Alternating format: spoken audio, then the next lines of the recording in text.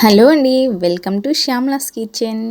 ఈరోజు ఈ వీడియోలో రెసిపీ చూస్తున్నారు కదండి. చూడగానే నోరూరించే రుచికరమైన చేపల కూర పులుసు అండి. ఇది పులుసు చేస్తున్నాను. దీనికోసం మనమైతే శుభ్రం చేసి పెట్టుకున్న చేపలను తీసుకున్నాను. ఇంత సైజులో చింతపండు అయితే తీసుకున్నానండి పులుసుకు కదా. ఇదైతే కడిగి పెట్టుకుని దాంట్లోనే కొంచెం హాట్ వాటర్ వేసాను నేను. దాంట్లో ఒక 12 టమాటా తీసుకొని ఇట్లా చిదిమి పెట్టుకున్నానండి. త్వరగా నానిపోతుంది. ఇప్పుడు కళాయి పెట్టేసుకుని ఉల్లిపాయలను కట్ చేసుకున్నానండి నేను. 2 పెద్ద ఉల్లిపాయలు కట్ చేసుకున్నాను. అలాగే 2 పచ్చిమిర్చి కూడా తీసుకున్నాను. ఈ విధంగా నూనె వేడైన తర్వాత బాగా హీట్ చేసుకున్న తర్వాత ఇలాగ పచ్చిమిర్చి ఉల్లిపాయ కూడా వేసి వేయించుకోవాలండి. కరివేపాకు కూడా వేసేసాను నేను. బాగా వేయించుకోవాలండి.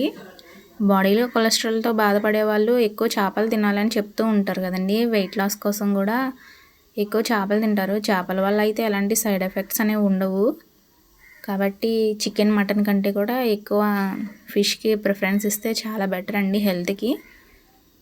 సో ఈ విధంగా చూస్తున్నారు కదా. దీంట్లో నేను కొంచెం పసుపు ఉప్పు కూడా వేసేసానండి. ఈ విధంగా బాగా కలుపుకొని మూత పెట్టి బాగా మగ్గనిచ్చుకోవాలండి. ఒక 5 మినిట్స్ మగ్గితే బాగా ఉంటుందండి. సో ఈ విధంగా మగ్గిపోయినాయండి. ఇప్పుడు మనం దీంట్లో శుభ్రం చేసి పెట్టుకున్న నేను చేపల్లో ఆల్రెడీ పసుపు ఉప్పు వేసి పక్కన పెట్టి ఉంచానండి.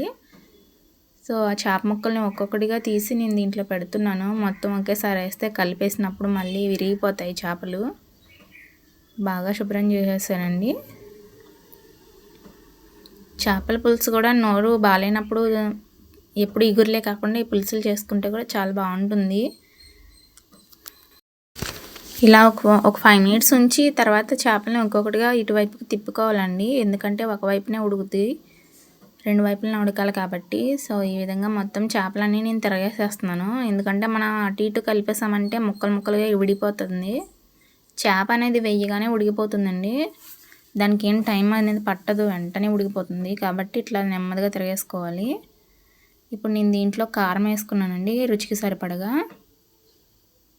పచ్చిమిర్చి కూడా వేసాం కాబట్టి మనం కారం చూసి వేసుకోవాలి, లేకపోతే ఎక్కువైపోతుంది. ఈ విధంగా కారం వేసిన తర్వాత మనం ఇందాక చింతపండు అలాగే టొమాటో నానబెట్టి పెట్టుకున్నాం కదండి. ఆ గుజ్జు అయితే తీసి పెట్టేసాను నేను. చూస్తున్నారు కదా. ఈ విధంగా జస్ట్ ఆ పిప్పి మొత్తం తీసి సపరేట్ చేసేసాను. ఇప్పుడు ఈ పులుసు అయితే దీంట్లో వేసేసుకుంటున్నానండి నేను. ఇవి వేసేసిన తర్వాత మూత పెట్టేసి ఒక 15 మినిట్స్ అట్లా ఉడికితే పులుసు కూడా బాగా ఉడుకుతుంది కాబట్టి స్మెల్ అనేది ఉండదు, చాలా బాగుంటుంది. పులుసు అనేది అందరి నోటికి చాలా బాగుంటుందండి. ఇగురుతో పోలిస్తే పులుసు అనేది చాలా టేస్టీగా ఉంటుంది. అన్నం ఒక ముద్ద కూడా ఎక్స్ట్రా వెళ్తుంది. నేను దీంట్లో అల్లం వెల్లుల్లి పేస్ట్ వేయలేదండి. ఈ విధంగా చెదగొట్టి వేసుకున్నాను.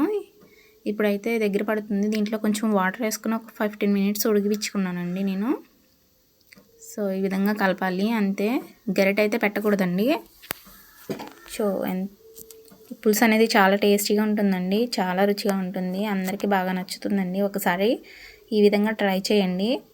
అయితే పులుసు రెడీ అండి. దీంట్లో కొత్తిమీర వేసుకొని గార్నిష్ చేసుకుంటే వేడి వేడి చేపల పులుసు రెడీ అండి. Thanks for watching.